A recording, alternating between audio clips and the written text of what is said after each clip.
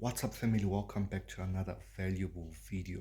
Now in this video I show you a very powerful way that I caught a Nasdaq trade and also traded it with my mentorship students. I'm going to show you from the lens of smart money, and I'm also going to show you how it was effortlessly done by our indicator. So stay tuned for that. This is going to be very educational, and hopefully by the end of this video you'll be able to do the very same thing that I've done from the lens of smart money concepts. God bless you. Let's jump into the video. Okay, family, this is the trade that I took on Nasdaq over here. This is the M15, and I took this trade 1:4. I took it together with my students. I'll just put a video right here, just live trading session in motion with the Skilled FX Academy students, and we're on Nasdaq. Let's see how much you guys are making so far. On a prop firm, you headed to 1.5%. Somebody closed, and you also closed another 0.6%.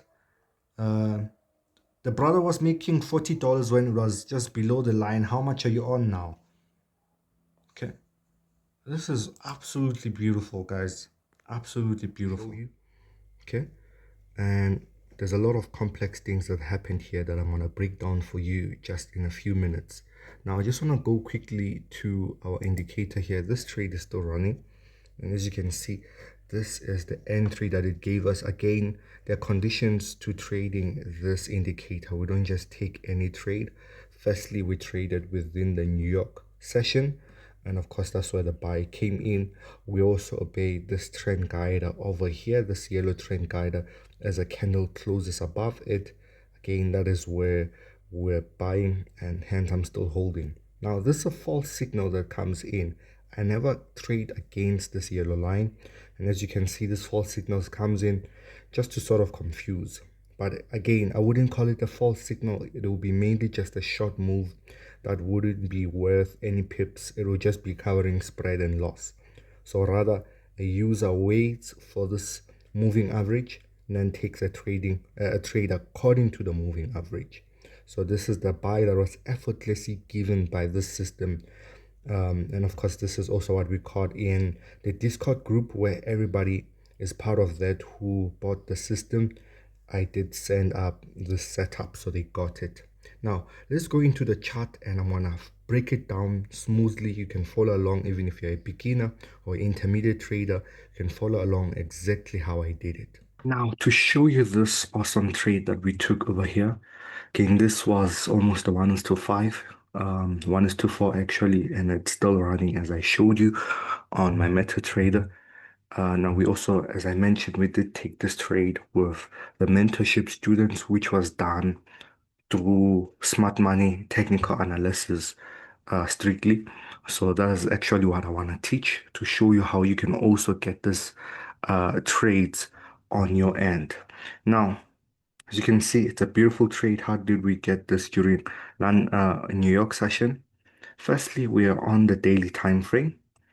And on the daily time frame, I was trying to figure out, and we did spend a little bit of time talking back and forth in terms of just make sure that everybody was on the same page. And that's exactly what I want to do, but in a little bit better way.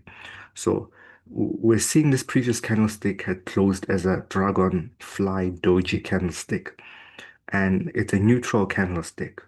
But how I read it is that it has already retested, and it has a long lower wick that has retested on this higher time frame demand. And that being said, I understood that the distribution candle that's going to complete the whole movement for the day takes place during New York. Therefore, predicting the previous candle can really get you to very much, consistent profits, because you can know when the next candle or what the next candle is. So having done that, I understood we've already retested. This candle was actually slightly selling here, so it didn't look as convincing as you see it right now. So once we did that, of course, I went to the H1.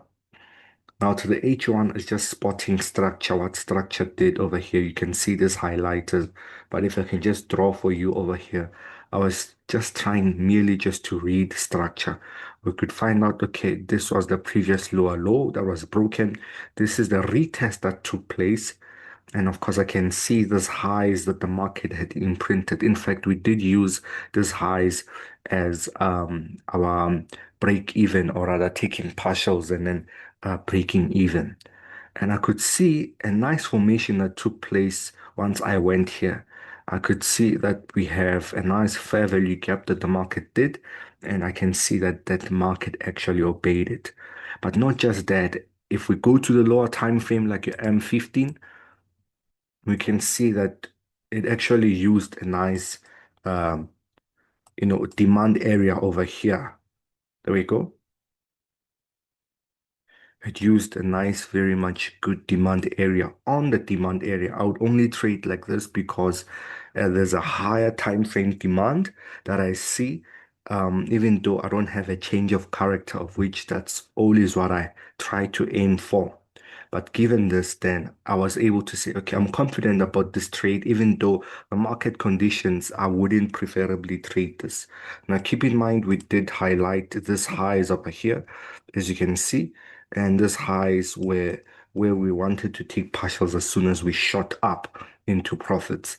And that's exactly what the market did. But what gave me more confluence, rather, to take this trade is something that I saw in the 4H, and I want to greatly emphasize for you in this video, is respecting and knowing candlesticks. Respecting and knowing candlesticks. Now, as I go to right here, this three last candlesticks, look at what this candlesticks are. This is a morning star. This candle hadn't yet closed. It was still just creating. It's a 4H candle. And I'd seen that it's creating a morning star candle. And then, of course, with that, I was able to also be very much confident, even though I didn't have a change of character for this. But I was very much confident to take this trade because of that candlestick catalyst uh, that cleared my confluence to say, of course, this trade is going to go in our direction. And with that, we took that direction, or we took the trade, the buys. Apart from that, I had the system, or other people, of course, had the system as well alongside with me that gives the utmost confidence in order to take this trade. Now, I'm still holding this trade. Others did come out as soon as we just hit that fair value gap. I'm still holding because I know exactly what this market is essentially doing here. It just went back to retest. If we go on the H1, we can see this is a nice classic and retested break with a lot of momentum.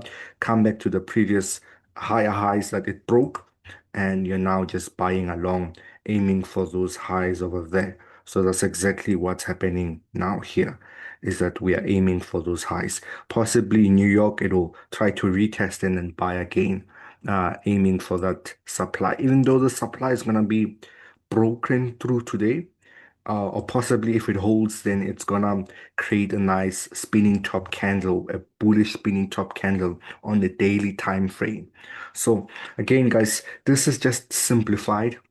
Let me just simplify with a concept drawing of what I communicated in this video, is that if you can go to the daily time frame, right, or the higher time frame zone. If you can find that, for example, in this case, we did have the market again that had retested on a higher time frame zone. In this case, it was a daily. And as it's taking off, as it's slightly taking off right there, you go to a lower time frame like your M15, in this case, what we just did, or H1, where you're just looking for the market as it retested, you're just looking for it to just slightly retest, because this is what it's gonna do. It's gonna create higher highs and higher lows. In this case, it's creating a higher low, and you wanna buy on that higher low, put your stop loss there. And then, of course, instead of putting your stop loss here below the zone, you're just putting it below whatever zone you marked it on, and that will be your stop loss right there, and then you aim for a bigger move. That's what I was essentially saying to you in this video. That's the pure essence of smart money, is to master higher time frame, demand zones or supply zones, and then go to a lower time frame and try to look for that retest and catch it along, instead of trying to predict, rather react. And the importance of candlesticks. So I hope you did enjoy this teaching. Make sure you do subscribe if you want many more content like this that is edifying and really eye-opening. And of course, those who want to see more of our system results, I will put a link for a Telegram group that is absolutely free for you to guys, for you to see the results of the system. For you who have any questions about the system at all, my WhatsApp link is you are more than welcome to chat to me on my WhatsApp link and we can chat and see where it takes us. But nevertheless, God bless you. See you on the next video.